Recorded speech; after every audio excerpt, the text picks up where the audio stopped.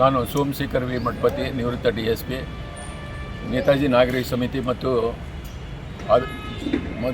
ನಮ್ಮ ಆಜಾದ್ ಹಿಂದ್ ಶಿಕ್ಷಣ ಸಂಸ್ಥೆಯ ಅಧ್ಯಕ್ಷನಾಗಿದ್ದೇನೆ.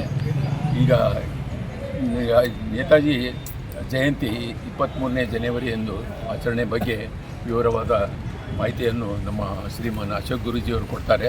ನೇತಾಜಿ ನಾಗರಿಕ ಸಮಿತಿ ವತಿಯಿಂದ ನೇತಾಜಿ ಪುತ್ಥಳಿ ಏನು ನೆಹರುಗಂಜ್ ರಸ್ತೆಯಲ್ಲಿ ಮುಖ್ಯ ರಸ್ತೆಯಲ್ಲಿದೆ, ಅಲ್ಲಿ ನೇತಾಜಿ ನಾಗರಿಕ ಸಮಿತಿ ಸುಮಾರು 31 ವರ್ಷಗಳಿಂದ ನೇತಾಜಿ ಜಯಂತಿಯನ್ನು ಆಚರಣೆ ಮಾಡ್ತಾ ಇದ್ದೆವು. ನಾಳೆ ಏನು 129ನೇ ನೇತಾಜಿ ಜಯಂತಿ ಆಚರಣೆ ಇದೆ. ಇದರ ಕಾರ್ಯಕ್ರಮದ ವಿವರವನ್ನು ನಮ್ಮ ಅಶೋಕ್ ಗುರೂಜಿಯವರು ನೀಡ್ತಾರೆ. ನಾಳೆ ದಿವಸ ನೆಹರುಗಂಜಿನಲ್ಲಿರ್ತಕ್ಕಂಥ ನೇತಾಜಿ ಪುತ್ಥಳಿಗೆ ಮಾಲಾರ್ಪಣೆ ಬೆಳಗ್ಗೆ 9 ಗಂಟೆಗೆ ಮಾಲಾರ್ಪಣೆ ಮಾಡುವುದರೊಂದಿಗೆ ಕಾರ್ಯಕ್ರಮ ಪ್ರಾರಂಭಗೊಳ್ಳುತ್ತೆ.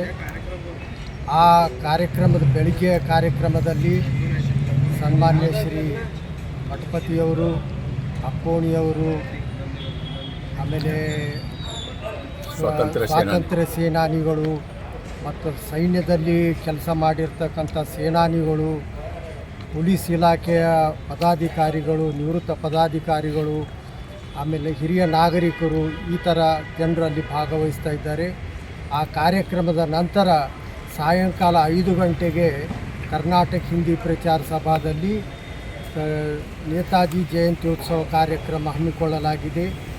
ಆ ಕಾರ್ಯಕ್ರಮವನ್ನು ವಿಶೇಷವಾಗಿ ಅದನ್ನು ಜಯಂತಿಯ ಜೊತೆಗೆ ಈ ದೇಶದ ಸಮಸ್ಯೆಗಳ ಕುರಿತಾಗಿ ಸಮಾಲೋಚನೆ ಮಾಡುವ ದೃಷ್ಟಿಯಿಂದ ಆ ಕಾರ್ಯಕ್ರಮದಲ್ಲಿ ಸಮಾಲೋಚನಾ ಸಭೆಯ ರೂಪದಲ್ಲಿ ಆ ಕಾರ್ಯಕ್ರಮವನ್ನು ಆಯೋಜಿಸಲಾಗಿದೆ.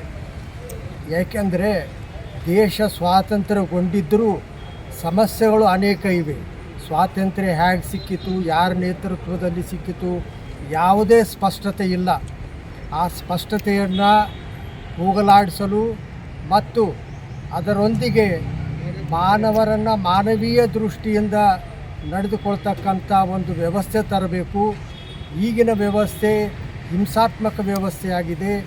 ಮಾನವರನ್ನು ಮಾನವರಾಗಿ ಕಾಣ್ತಾ ಇಲ್ಲ, ಹಿಂಸೆಗಳು ಜಾಸ್ತಿ ಆಗ್ತಾಯಿವೆ. ಇಂಥ ವ್ಯವಸ್ಥೆ ಭಾಳಷ್ಟು ಜನರಿಗೆ ದೇಶದಲ್ಲಿ ಬೇಡ ಆಗಿದೆ. ಆ ನಿಟ್ಟಿನಲ್ಲಿ ಈ ಸಮಾಲೋಚನಾ ಸಭೆಯನ್ನು ಆಯೋಜಿಸಲಾಗಿದೆ. ಧನ್ಯವಾದ. ತಮ್ಮ ಹೆಸರು? ಅಶೋಕ್ ಗುರೂಜಿ. ನಮಸ್ಕಾರ ಎಲ್ಲರಿಗೆ.